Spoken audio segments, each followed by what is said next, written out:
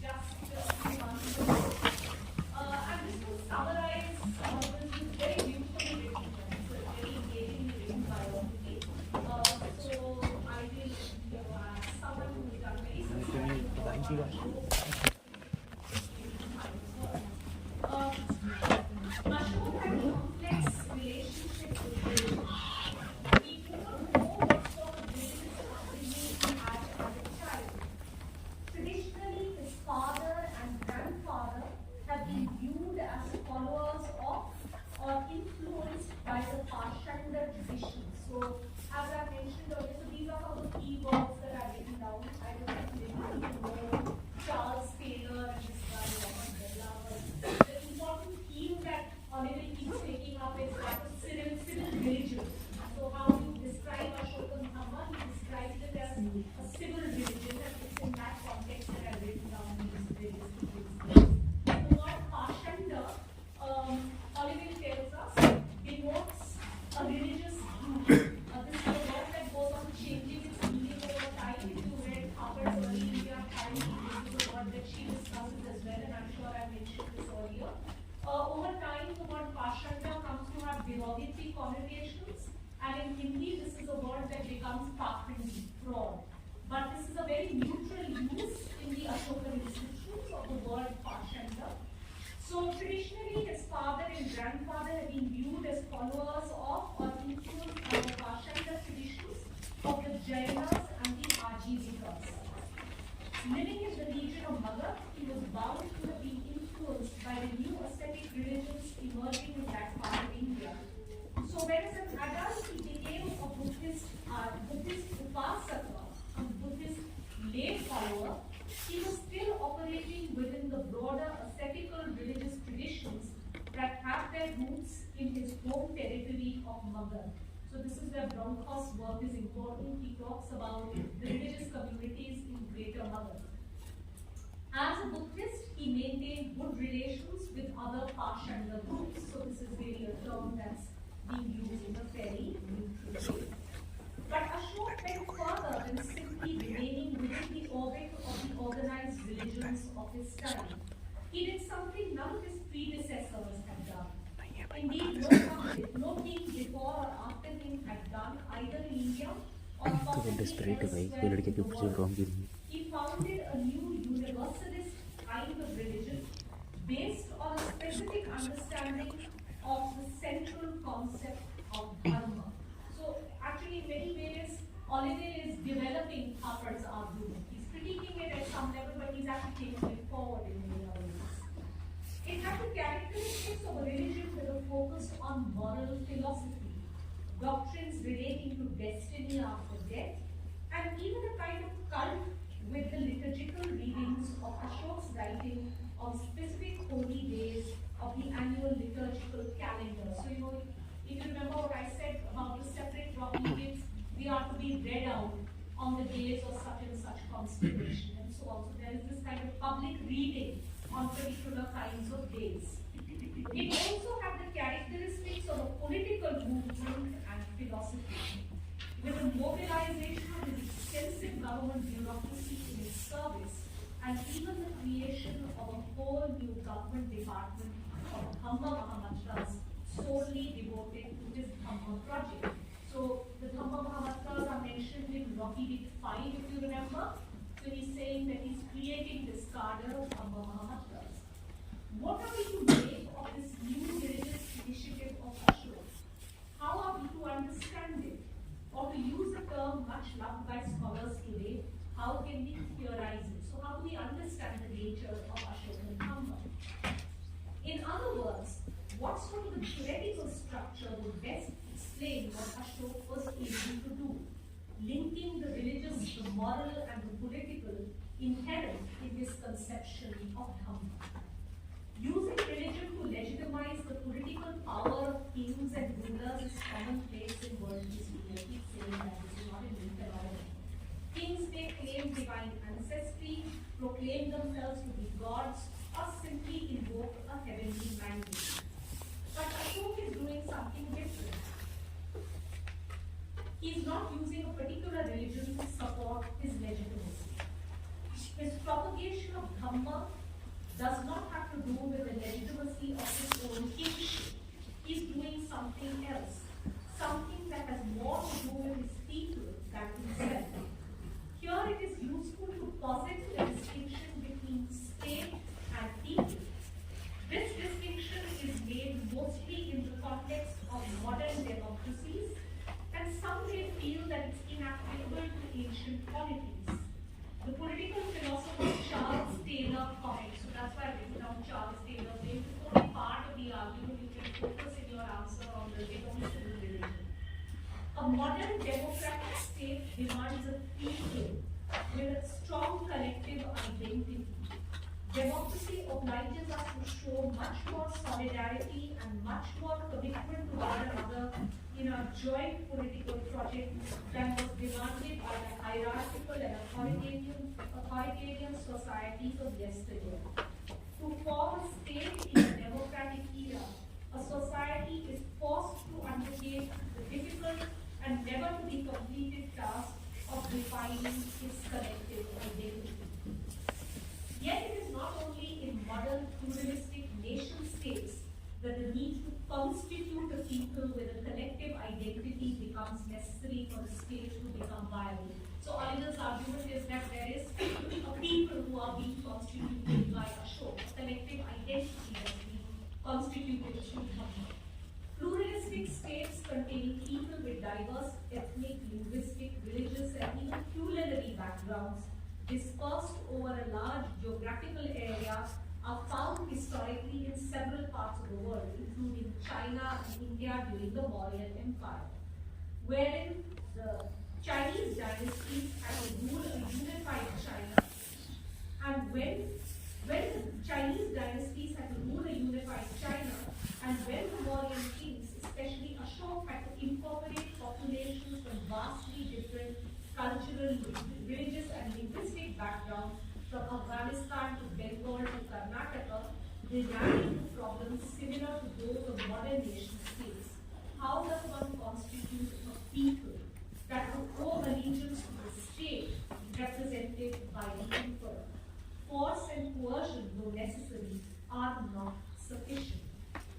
The ancient Indian political theorist Kautilya is clear-eyed about the importance of a satisfied and loyal population for the safety and prosperity of a kingdom.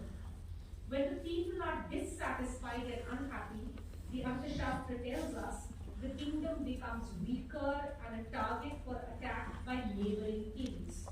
On the other hand, polities are strong and stable when their people are loyal and devoted. The Arthashastra advises a king not to initiate hostilities against such a kingdom. So what means were available to ancient states to create a loyal and satisfied people, an imagined community? In the case of Ashok, the method to constitute a people paralleled those deployed in many modern nation states, a method that has been called the creation of a civil religion. So that's an important term here. Oliver suggests that the category of civil religion, although it was created within the context of modern nation states, may be useful to theorize Ashok's Dhamma project.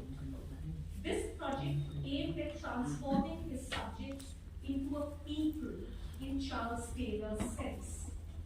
The expression civil religion was coined by the 18th century French philosopher Rousseau and made famous in the 20th century by the American scholar Robert Bellah.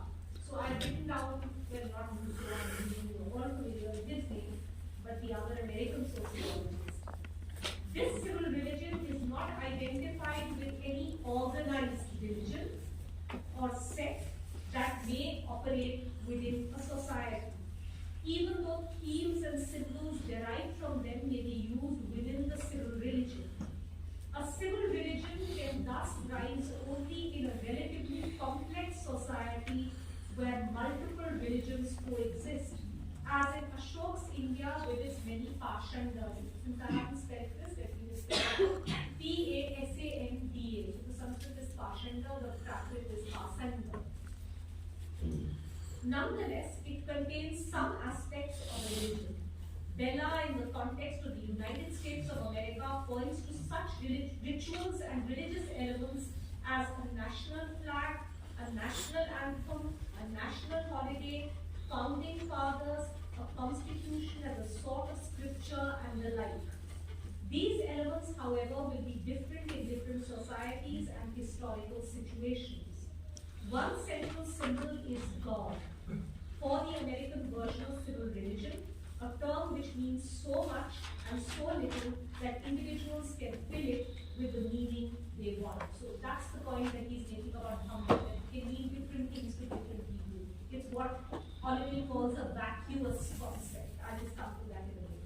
With reference to the use of God, John F. Kennedy's inaugural speech, Bella notes, he did not refer to any religion in particular. He did not refer to Jesus Christ or to Moses or to the Christian Church. Certainly, he did not refer to the Catholic Church. In fact, his only reference was to the concept of God, a word almost all Americans can accept that means so many different things to so many different people that it is almost an empty sign, which that of whoever's it is.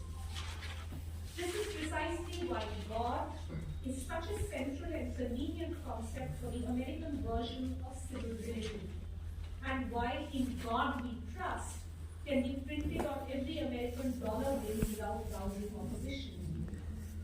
Parliament proposes that Ashok's Dhamma project and his ecumenism can be understood as an attempt to build a people with a sense of belonging to a larger community, an imagined community. The Mauryan Empire, through the creation of an Ashokan civil religion. In the case of this civil religion, the place of God is occupied by Dhamma. Like God, Dhamma was something of a vacuous concept, into which individuals and groups could read whatever content they desired. Ashok's definitional elements are broad moral principles, eliciting widespread acceptance. Nobody could be opposed to them. Nobody is going to turn around and say children should be god awful to their parents, right? So he's talking about respect to parents, elders, kindness to servants and slaves, and so these are fairly general codes of conduct which nobody is likely to object to. No. Unlikely that anybody is likely to object to. Dhamma had the potential to become all things to all people. It would thus serve as a core value around which all the people of the empire, irrespective of their differences, could unite and create an imagined community. So it's an imagined community, that's an important term. The civil religion of Dhamma was a religion that could encompass and transcend particular religions that Ashoka refers to as Pashandas. The aim of Ashok's Dhamma project was to create a moral population which cultivated virtues that informed their relationships with significant others within their social universe, husband and wife, parents and children, teachers and students, slaves and servants with masters, and so on. A moral cultivation that leads to happiness both here and in the hereafter. Ashok believed that a state full of such moral and model citizens would be prosperous, peaceful, and righteous. There would be no need for prisons, police, armed struggles, and injury to living beings. He may have even believed, much like the slogan today that democratic nations do not initiate wars, that if other countries abided by Dharma, there would be no wars. There would be universal peace, harmony, and prosperity. Ashok's civil religion thus had an international dimension as well. Ashok's civil religion was not in opposition to or in competition with the organized religions of his day, the Pashandas. Their domains and missions were different. Ashok professes his support of and affection for all Pashandas, something that's repeated again and again in his edicts, of which Rocky Dick 7, and more so Rocky Dick 12 is really, really important, and I read that out in your translation.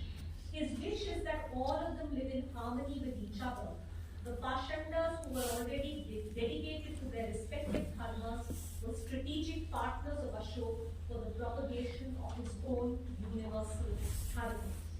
There were, however, some specific religious beliefs and practices that Ashoka's civil religion opposed and sought to replace. So I mentioned these in document 1 and document 9.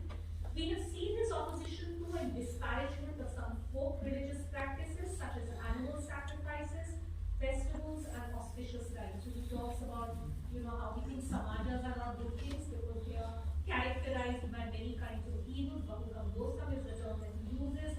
And he says that people perform all kinds of useless ceremonies. Mangala is the term that he uses. This is in document 9. And that he is recommending Dhamma Mangala.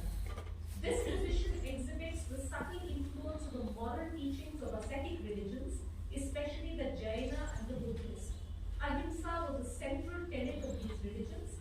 Ashoka adopted it as the anchor of his moral philosophy. Even though such a stance went against the practices of some religions, such as Brahmanism and possibly local cults that authorize ritual killing of animals. Oliver sees Ashoka's strong advocacy of ecumenism among Pashandas as a significant ingredient in the formulation of a civil religion aimed at constituting a people who would have a sense of belonging to a common polity on the basis of Dhamma. Ashoka's unique definition of Dhamma was meant, among other things, to provide a common ethical and religious basis for belonging to the Ashokan state. As such, the simple establishment of harmony among Pashandas could not have been a sufficient basis. It required more than harmony. It required the Pashandas both to engage in fruitful dialogue with other Pashandas as co-religionists and to become missionaries in Ashoka's Dhamma project. This is the reason that he tells the Pashandas to strengthen their Dhamma, to attend to the essential core of their religious life, a core that consists of Dhamma. The ambiguity of Dhamma allows him to speak at the same time about the deepest doctrines of each Pashanda and about his own program of civil religion. Both are Dhamma. Drawing the Pashandas into Ashoka's Dhamma web was a clever move. Whether it was successful is quite another matter. We have little evidence either way. In dealing with Ashoka's Dhamma project, it is easy to become cynical. He was, after all, a politician. All this was probably a political ploy, an administrative strategy. That Dhamma for Ashoka was not simply a political strategy, although it certainly was that, is indicated by the repeated admonishment that following his Dhamma ensures felicity after death and in the next world. He is deeply concerned about the spiritual welfare of his people. So it's an administrative tool, but it's more than that, is what he's arguing. So he's actually not saying Harper's argument is crap, he's taking it forward, right? So he's deeply concerned about the spiritual welfare of his people. Even as in common a matter as judicial execution, he orders a 3-day delay in carrying it out so that the prisoners can perform religious rites in preparation for their death and afterlife. That Ashoka's Dhamma project was not simply a civil religion, it was that too, says Albert, is demonstrated by the international dimension of his Dhamma mission. A civil religion is bounded by the territory of the state in which it operates. To use a modern example, the Indian and the American flags can be symbols of a civil religion, but their symbolism will not extend to Pakistan and Canada. When Ashoka sends envoys to propagate Dhamma among his neighbors to the west and the south, he is doing something that transcends a simple civil religion. He is making a statement that the Ashokan Dhamma has a universal appeal and fills a universal need. Besides promoting the spiritual and ethical welfare of the people of the world, the Ashokan Dhamma, we believe, was a vehicle for international peace and prosperity. So with this, I end the section on Dhamma with Oliver's words, but I will look at what some exam questions will fairly recently asked, which is the connection between Dhamma Dhamma and Mauryan decline? I hope this question is no longer coming. It was from a particular time, but since it was coming till 4-5 years ago, and as I said, sometimes the university relies on a question bank. In case it comes, let me just quickly go over some of the points.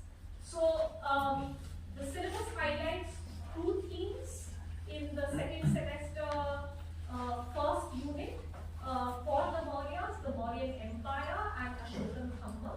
I've done both of them, and I'll bring in the end of the Mauryan dynasty, especially because it's closely connected in the old work, and actually, in fact, even in some of the new work, with the question of what was the nature of Ashokan Dhamma. So the dynasty petered out after Ashok's death. It came to an end in about half a century. One of the reasons for the decline of the Mauryan dynasty was, we are told, the succession of weak kings after Ashok. The reigns of the first 3 Mauryas were followed by a number of weak rulers with short reigns, and the dynasty ended around 185 BCE. So Ashok died around 232 BCE, and the dynasty had come to an end by 185 BCE. The question that is posed is, was Ashok's Dhamma responsible for Mauryan decline? There are 2 main arguments. The Mauryas were succeeded by a dynasty called the Shungas, and the guy who was the first Shunga ruler was a chap called Pushyamitra Shunga, and he overthrew the last Mauryan ruler, Brihadratha, in what is basically a palace coup. But the argument is, and this is an argument made by Haraprasad Shastri, is that the revolt of Pushyamitra was the result of a Brahmanical reaction against the pro-Nastika policies of the Mauryas. That is, their support of what are called heterodox belief systems. When Pashanda would include the Brahmins as well, so it's not Pashandas, it's people like the Buddhists, the Jains, the Yakshi, because that's Hariprasad Shastri's argument, that Ashok's advocacy of Buddhism really riled Brahmins. That's the argument, and at the end of a certain amount of time, a Brahmanical revolt. The second argument holds Ashok's pacifist policies responsible for undermining the strength of the empire, and this argument is an argument put forward by A.C. Rai Chaudhary, who I mentioned on many occasions, who was a nationalist historian who wrote on the political history of ancient India. So the first argument first, Shastri argues that the ban on animal sacrifice was an attack on Brahmins, since their power and prestige lay in the fact that they alone could perform sacrifices.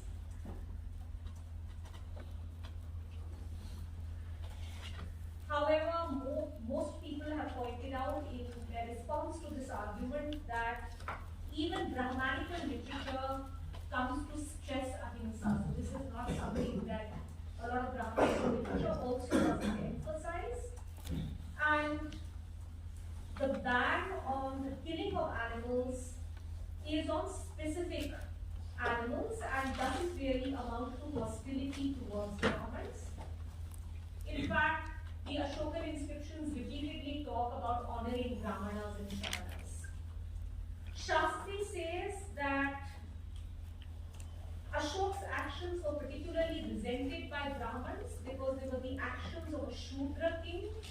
As I mentioned in my early discussion of the Mauryas, some texts talk about the Kshatriya origin of the Mauryas. In the Buddhist tradition, the Mauryas are actually Kshatriyas. Shastri argues that the Dhamma Mahamattas destroyed the prestige of the Brahmins. This doesn't really seem to be the case, and Thapar says that in the 5th Rock Edict 5, we are told that the Dhamma Mahamattas are busy among all religious groups.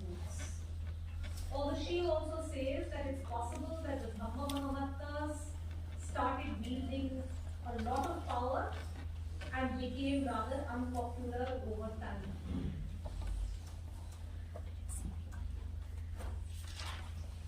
Shastri argues that the privileges usually given to Brahmanas were stopped by Ashok, and to counter Shastri's argument, Thapar tells us that Ashok frequently requests in his edicts that due respect be given to Shramanas and Brahmanas.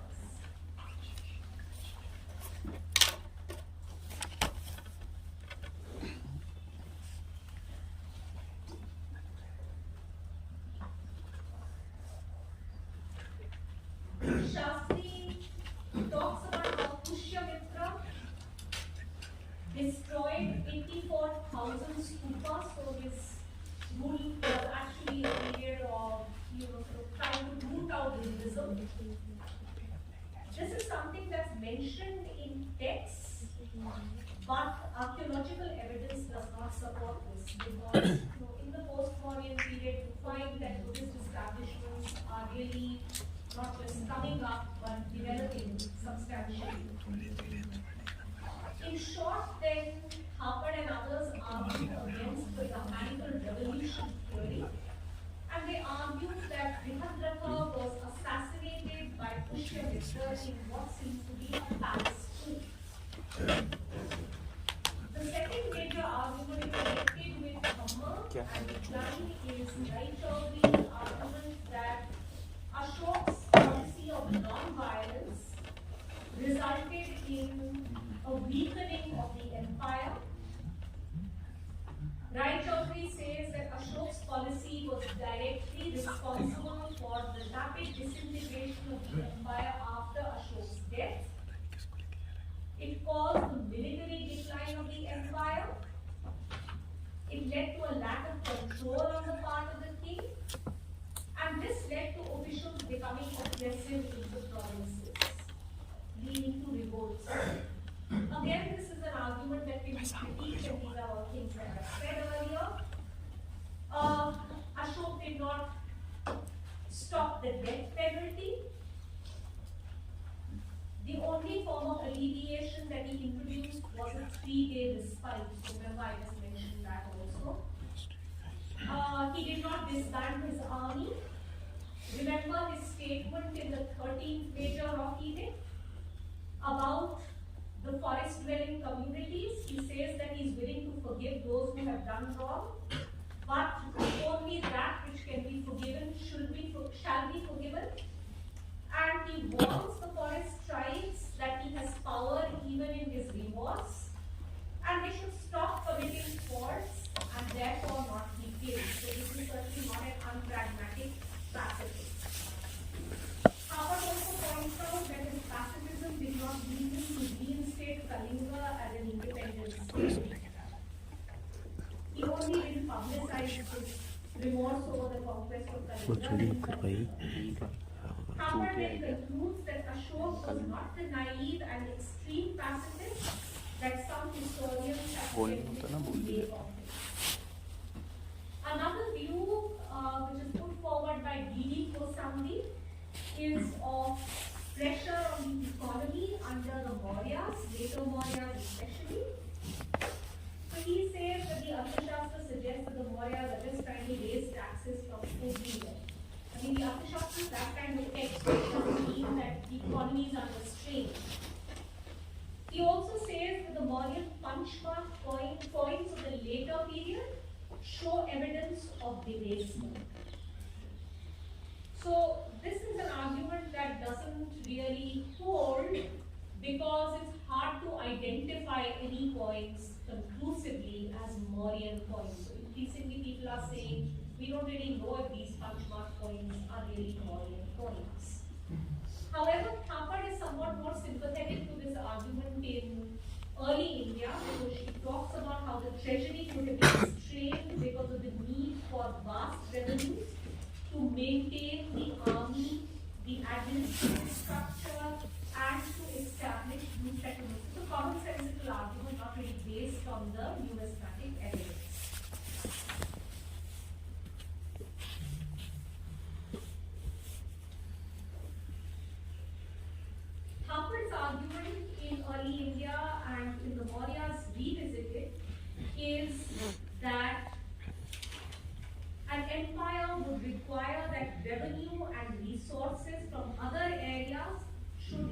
which the metropolitan state, and she writes, and I'm quoting from the Mauryas Revisited, that the intensity with which a variety of economies were restructured to the needs of the metropolitan state would be an important consideration in the survival of empires. She goes on to argue that the metropolitan state was unable to adequately restructure the economy of the core and peripheral areas, and this perhaps explains why it was short-lived. Its primary concern was with extracting revenue from existing resources, and probably didn't adequately create new resource bases. So the overwhelming power of the metropolitan state remained curtailed. This is the argument that Harper is making, and I'm using her words. The question is, are we expecting a 3rd century BCE state to be too much like a modern nation state? Is Harper directing attention to the absence of strategies and interventions that are much more characteristic of modern nation states? Some of the arguments that she puts forward in Ashoka, the decline of the Mauryas, just don't make sense in the context of ancient India, such as the absence of nationalism. There is no one real nation. And having said that, one can end by noting that the Mauryan Empire was vast, diverse, and difficult to hold together. Military force, administrative infrastructure, and ideology are mechanisms that help hold an empire together. But given how vast and diverse this empire was, these would be strained, and over time, distant areas would have broken away. And this is exactly what happens. And now we have 15 minutes. Should I just let the people off early today, or should I start this?